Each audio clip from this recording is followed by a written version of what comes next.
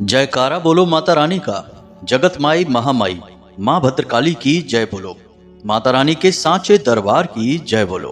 तो मकर राशि वालों, स्वागत है आप सभी का मकर राशि भिंड यूट्यूब चैनल में। मित्रों, इस एक चीज में 9 देवी देवताओं की शक्ति समाहित है और ये 9 देवी देवता हमेशा आपके घर में मौजूद रहते हैं। आपकी तकलीफों को दूर करना चाहते हैं, आपके सबसे बड़े हितैषी हैं। तो ऐसे में आपको इस एक चीज को अपने पास हमेशा रखना होगा।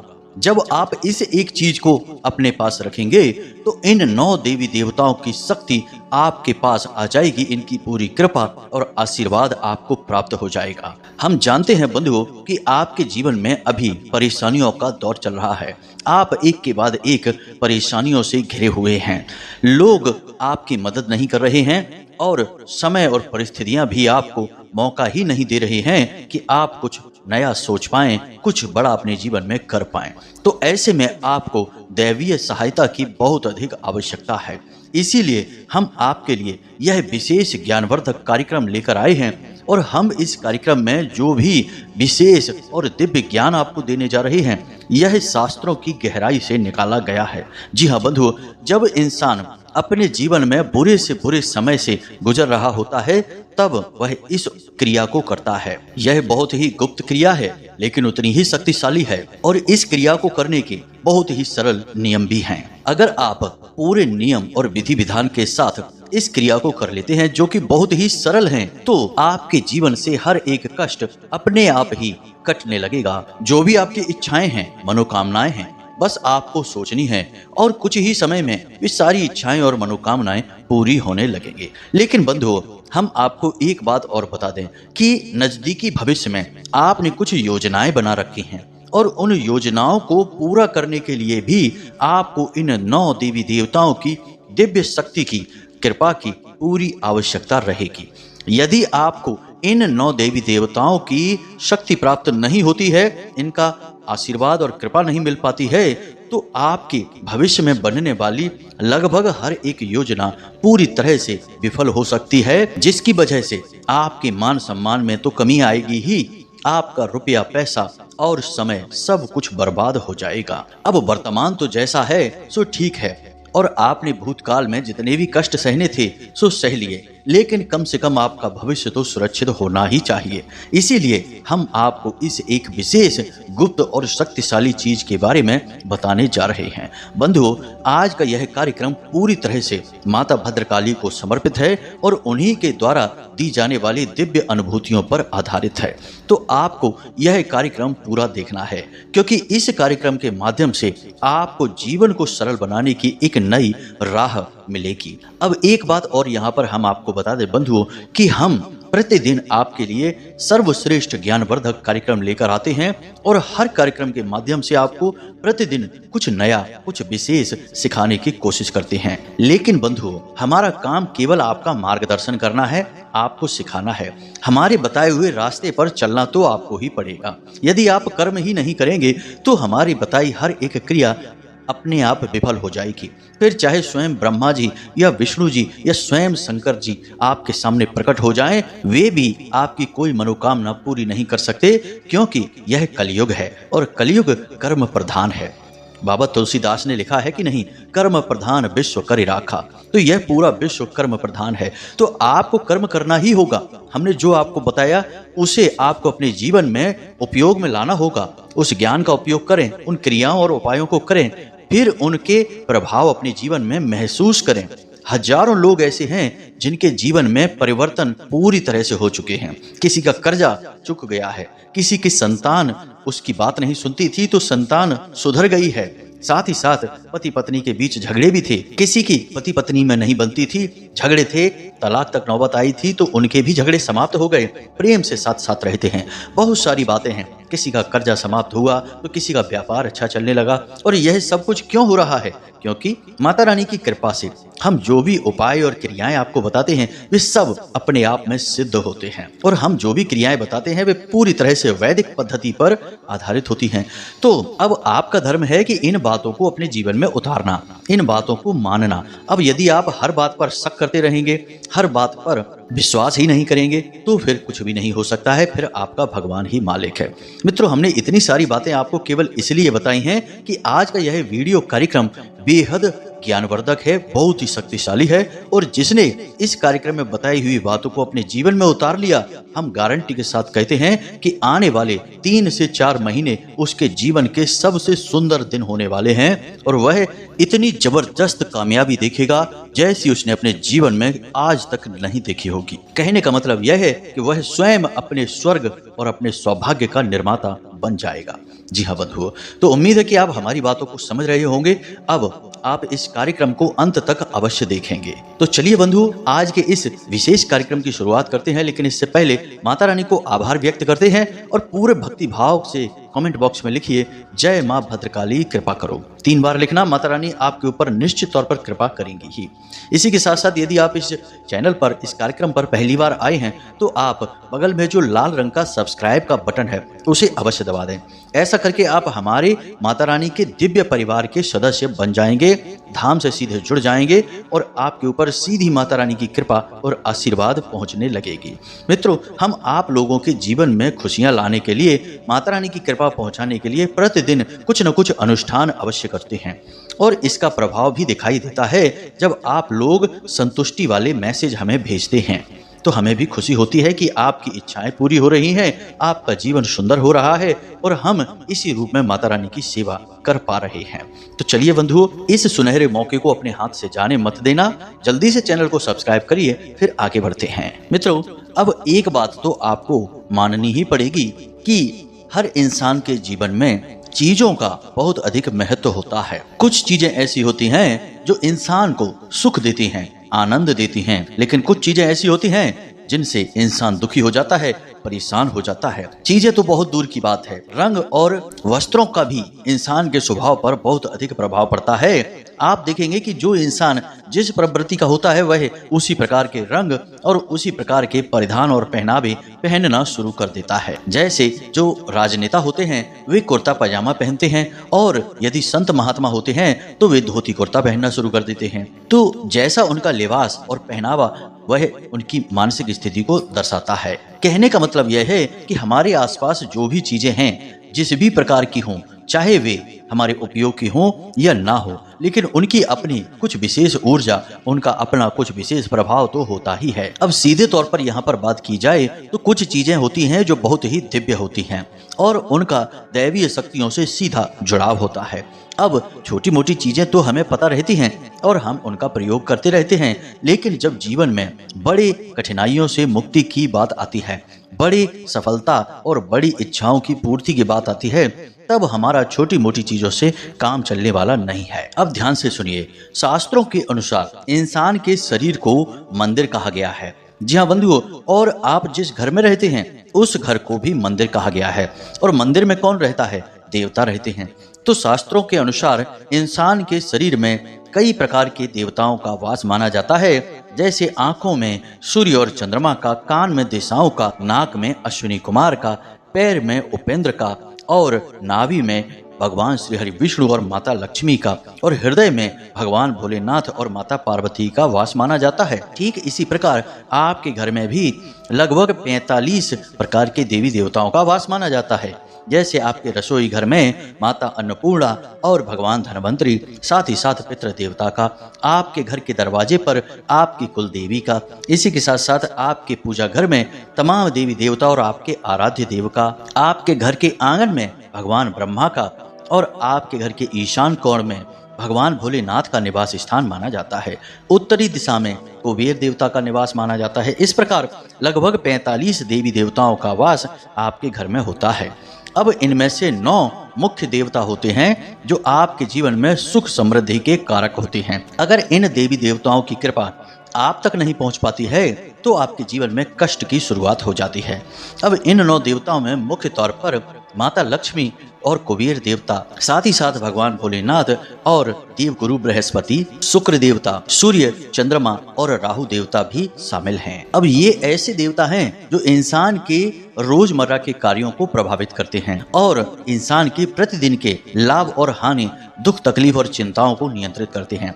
लेकिन किसी न किसी प्रकार की नकारात्मक ऊर्जाओं के चलते इन देवी देवताओं का प्रभाव आपके जीवन में कम होने लगता है, जिसकी वजह से आपके हर बनते हुए काम में रुकावटें आने लगती हैं। हर तरह का कार्य आपका बाधित होता है। आप जो भी योजनाएं बनाते हैं वो असफल होने लगती हैं। आपके घर में कलह, क्लेश और विवाद बढ़ने लगता है। साथ ही साथ आप कर्जे में दबने लगते हैं। आमदनी तो आपकी रुकने लगती ही है। एक बात याद रखना कि जितने भी देवी देवता होते हैं उनकी ऊर्जा शुद्ध सकारात्मक ऊर्जा होती है, लेकिन ठीक इनके विपरीत नकारात्मक ऊर्जा भी होती है, जिन्हें हम भूत प्रेत और पिशाचों की ऊर्जा कह सकते हैं। अब यदि आपके कर्म सकारात्मक हैं तो देवी देवताओं की कृपा आपके ऊपर बढ़ती चली जाती है और बनी रहती है।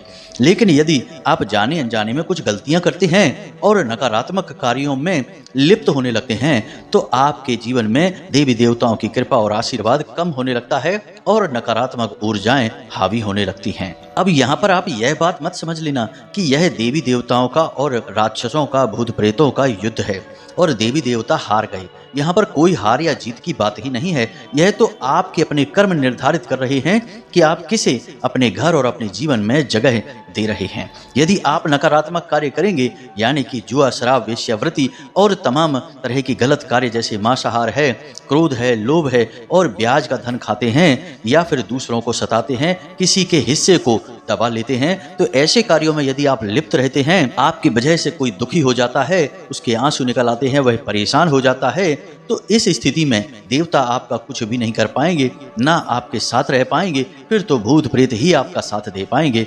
याद रखना कि जिस प्रकार आप हर वक्त दैवीय शक्तियों से घिरे रहते हैं, ठीक उसी प्रकार आप तमाम तरीके के भूत प्रेत और निशाचरों से भी हर वक्त घिरे रहते हैं। अब बस आपके कार्य इस बात को निर्धारित करते हैं कि कौन आपके जीवन में प्रवेश करेगा और किसका प्रभाव आपके जीवन में सबसे अधिक रहेगा। उम्मीद है आप हमारी बातों को यहाँ तक अच्छी तरह से समझ पाए हैं। तो अब इन बातों के आधार पर यह पता चलता है कि यदि हम शुद्ध सात्विक जीवन जीते हैं, सत्य के मार्ग पर चलते हैं, भले ही थोड़ा बहुत हमें कष्ट हो, लेकिन हम हमेशा सत्य बोलें और किसी को किसी भी प्रकार से कष्ट ना पहुंचाएं, किसी को भी तकलीफ ना दें, तो हमारे जीवन में देवी देवताओं की कृपा आकर्षित होने लगती है और भूत प्रेत और उनकी नकारात्मक ऊर्जाएं हमारे घर से और जीवन से दूर भागने लगती हैं। तो अब ध्यान से सुनिए, हम आपको उस एक चीज के बारे में बताने जा रहे हैं, लेकिन उससे पहले आपको अपनी शुद्धता और अपने घर की शुद्धता करना बहुत अधिक आवश्यक रहेगा,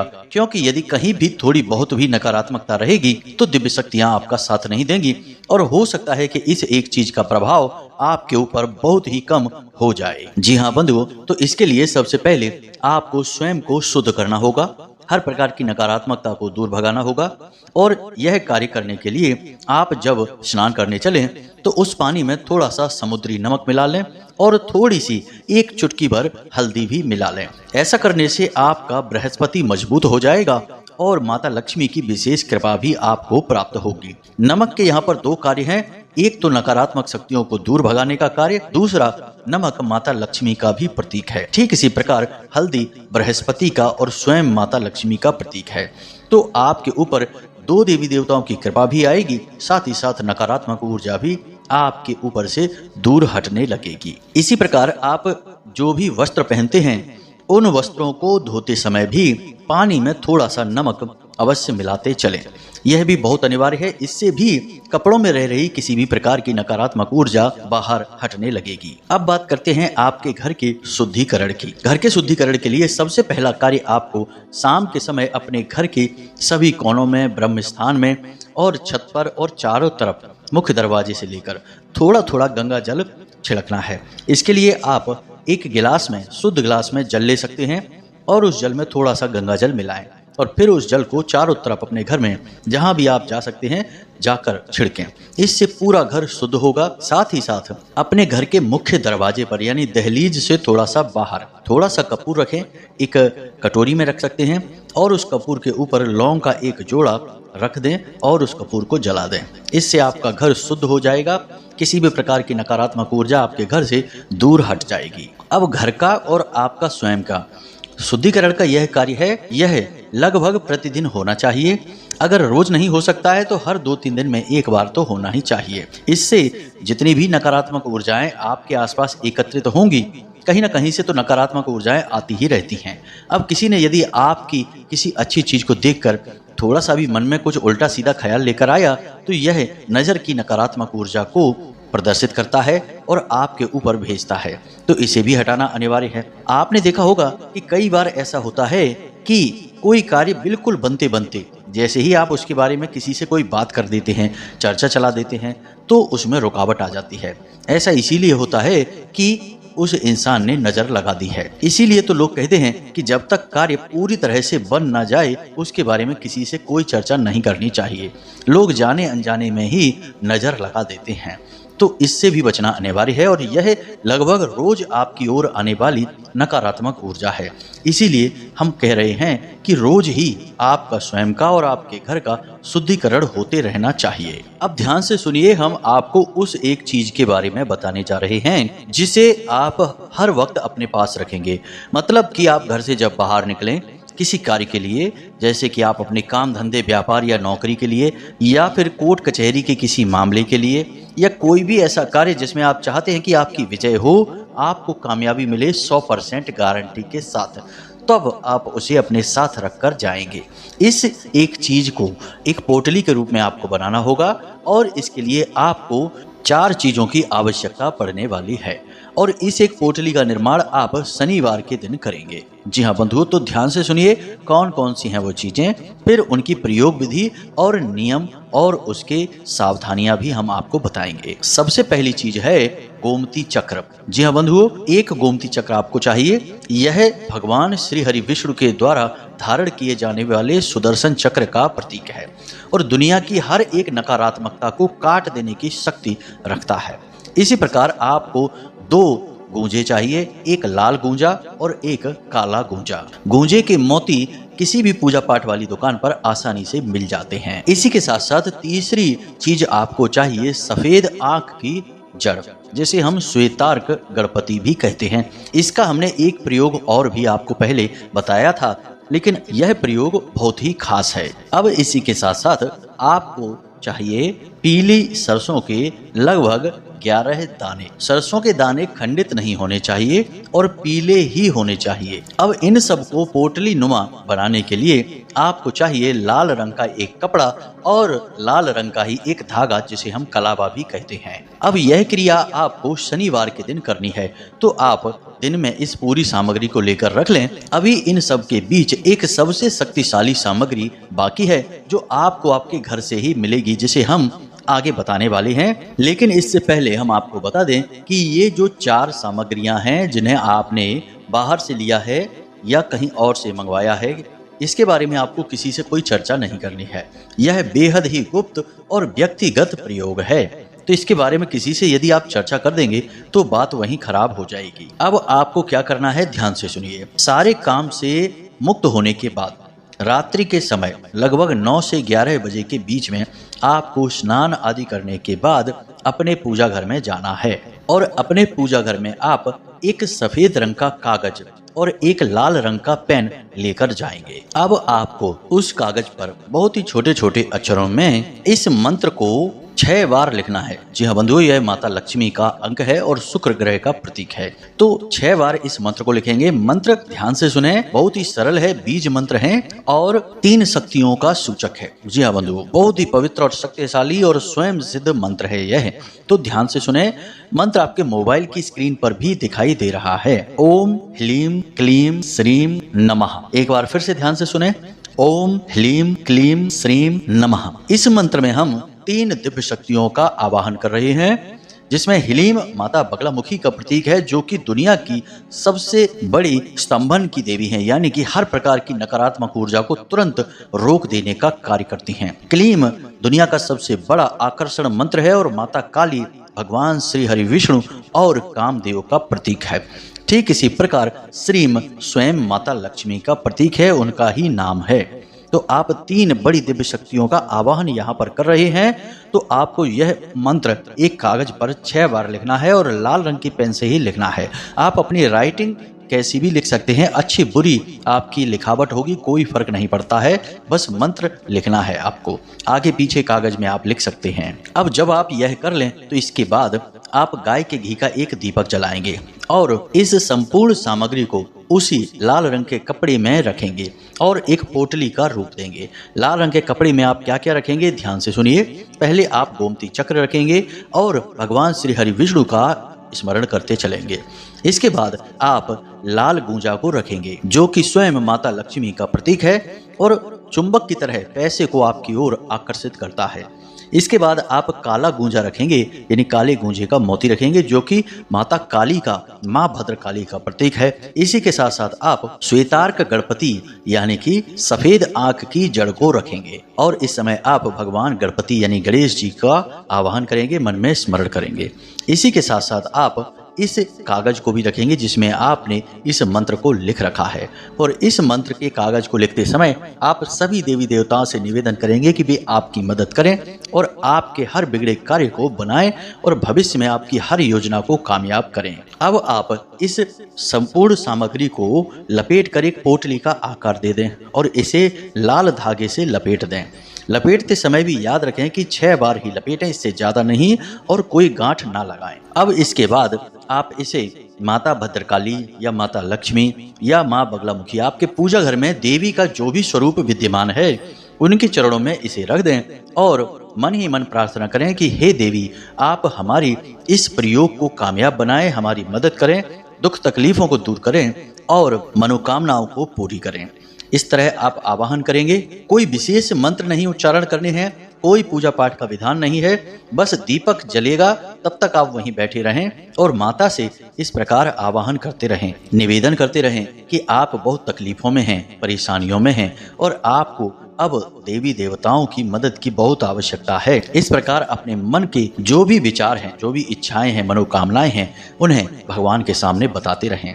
अब कुछ समय वहां पर बिताने के बाद आप इस सामग्री को माता रानी के चरणों में रखी छोड़ दें और वहां से उठकर वापस चले आएं। अब रात भर के लिए यह सामग्री आप वहीं पूजा घर में रखी छोड़ेंगे और अगले दिन जब आप किसी कार्य के लिए बाहर निकलें, काम धंधे व्यापार के लिए निकलें, स्नान आदि करके निकलेंगे और पवित्रता के साथ पूजा घर में जाकर माता रानी से प्रार्थना करते हुए कि हे माते, हम आपकी कृपा और आशीर्वाद को यहाँ से ले जा रहे हैं अपने साथ और उम्मीद करते हैं कि आप हमारी हर कार्य में मदद करेंगी और हमें हर मुसीबत से भी बचाएंगी। इस प्रकार माता रानी से प्रार्थना करते हुए पूरे भक्ति भाव के साथ उस पोटली को उठाएं और आप अपने पर्स में रख लें।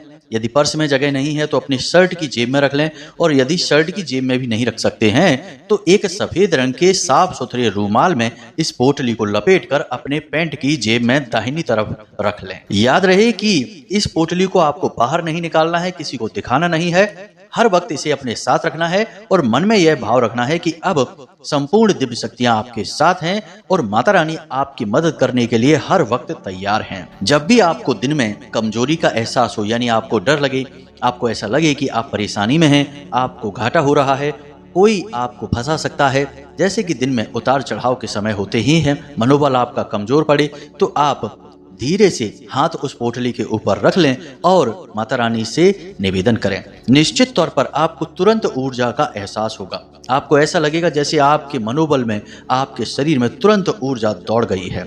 यह माता रानी की सिद्ध प्रक्रिया है, एक बड़ी शक्तिशाली क्रिया है। इसका प्रयोग करके बहुत सारे लोगों ने अपने जीवन को बदला है, आपका भी जीवन बदलेगा। आप बस इस प्रयोग को पूरे भक्ति भाव के साथ कर सकते हैं। अब यह तो बिल्कुल साधारण सी क्रिया हमने बताई है, इसमें कोई भी कठिनाई नहीं जोड़ी है, लेकिन आप इस क्रिया को और भी ज्यादा भाव के साथ कर सकते हैं। जैसे माता रानी को प्रसाद चढ़ा सकते हैं, लाल रंग के पुष्प आदि चढ़ा सकते हैं। साथ ही साथ जब आप इस पोटली को सिद्ध कर रहे हो उस समय रुद्राक्ष की माला के साथ इसी मंत्र का जो हमने आपको लिखने के लिए बोला है, इसी मंत्र का एक माला जाप भी कर सकते हैं। अब हमने ये विधि पहले इसलिए नहीं बताई ताकि आप लोगों को कठिनाई महसूस ना हो, लेकिन यदि आप कर लेते हैं तो सर्वोत्तम है और नहीं करेंगे तब भी यह क्रिया आपके ऊपर कार्य करेगी। यह माता रानी की सिद्ध पोटली है, यह अपना काम तो करेगी ही। तो अब उम्मीद है कि जो बातें हमने आपको बताई हैं वे आपको अच्छी तरह से समझ में आ गई हैं। अब यदि इन बातों से जुड़ा हुआ कोई प्रश्न है आपके मन में तो आप हमें कमेंट करके पूछ सकते हैं या डिस्क्रिप्शन में दिए गए व्हाट्सएप नंबर पर मैसेज करके भी पूछ सकते हैं। इसी के साथ साथ आज के इस वीडियो को विराम देते हैं। हमेशा हंसते रहिए, मुस्कुराते रहिए, सकारात्मक रहिए, माता रानी पर अपनी पूरी आस्था और विश्वास बनाए रखिए और दिन में एक बार मंदिर अवश्य जाइए क्योंकि आपका उद्धार वहीं से होना है। तो प्रेम से बोलिए जय माई की जय, मां भद्रकाली। माता रानी आपका कल्याण करेंगी। धन्यवाद।